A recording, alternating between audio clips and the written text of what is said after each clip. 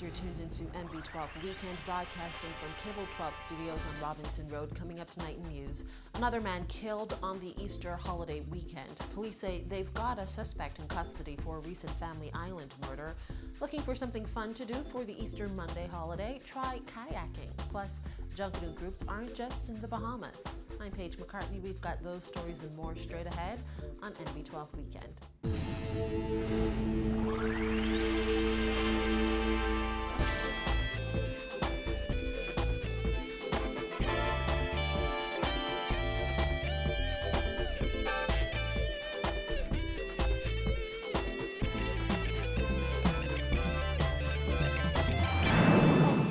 To NB12 for the second time in less than 24 hours, police were called to the scene of yet another murder on New Providence. This time, police say a young man who was recently released on bail was gunned down in the Bain and Grantstown area. Grieving relatives say it's the second tragedy to hit the family in just over 6 years. Jasmine Brown has details.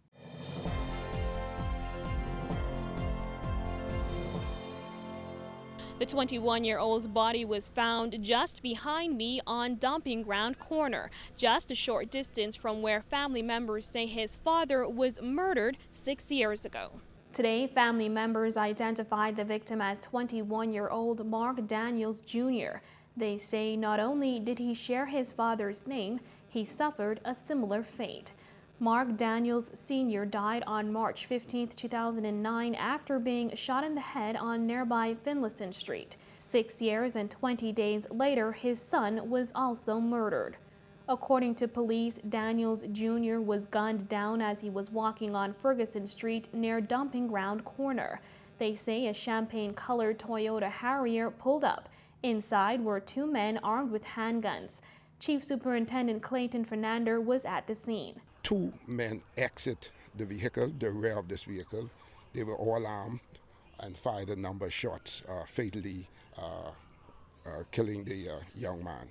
Police say they later recovered the Jeep that was abandoned by the suspects on Meeting Street. And as it turns out, that Jeep was reported stolen on March 2nd. Assistant Commissioner Stephen Dean says the victim was released on bail last Thursday and was wearing a court-issued electronic monitoring device.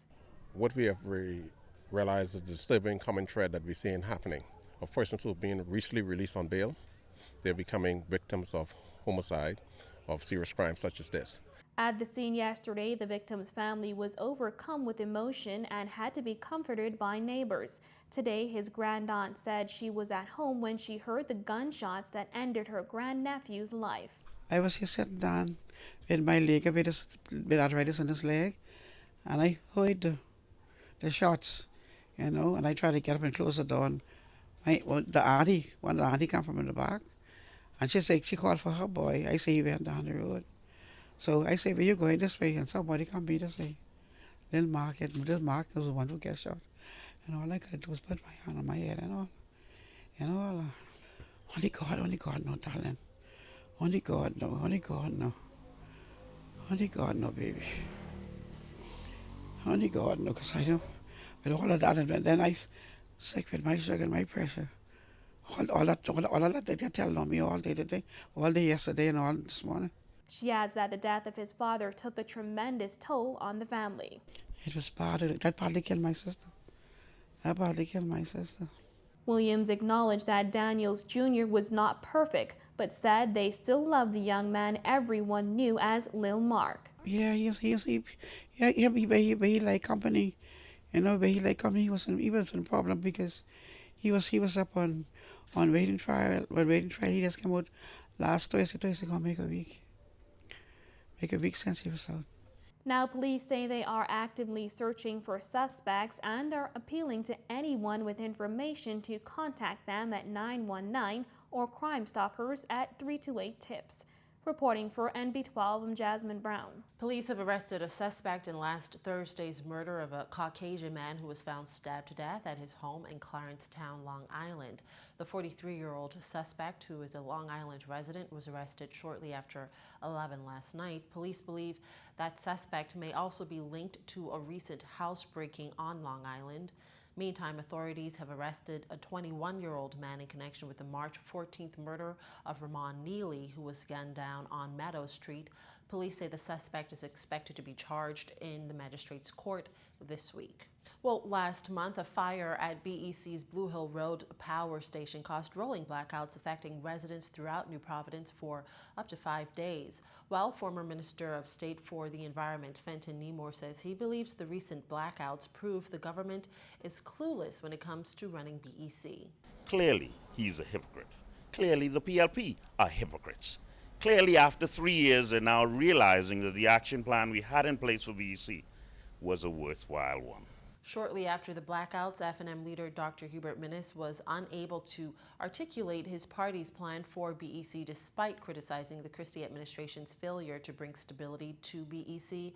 However, Nemore said the answer is simple. I encourage them to follow what we left in place. Well, the warm summer weather is already upon us, which means many visitors and locals will be hitting the beach.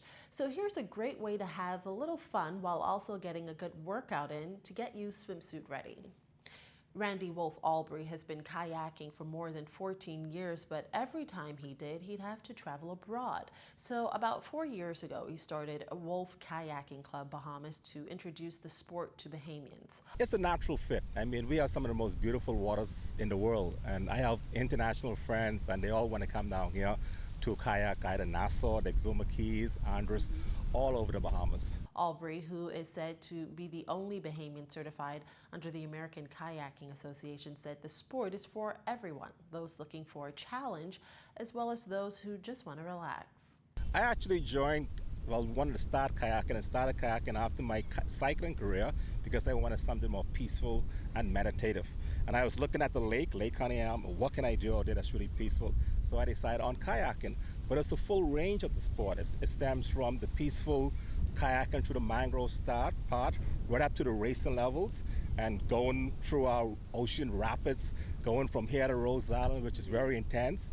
And it's a whole range between just the peaceful, tranquil kayaking up to the intense part of racing and everything else. MB12 met up with Albury at Montague Beach recently, where he gave us a demonstration of the fun sport. What we have here is a traditional sea kayak, and it's a very seaworthy boat.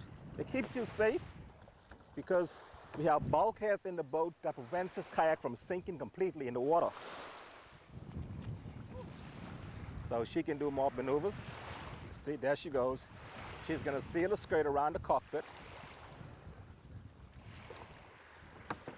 It's sealed properly, and she's going to paddle off from shore. Hold our blade properly.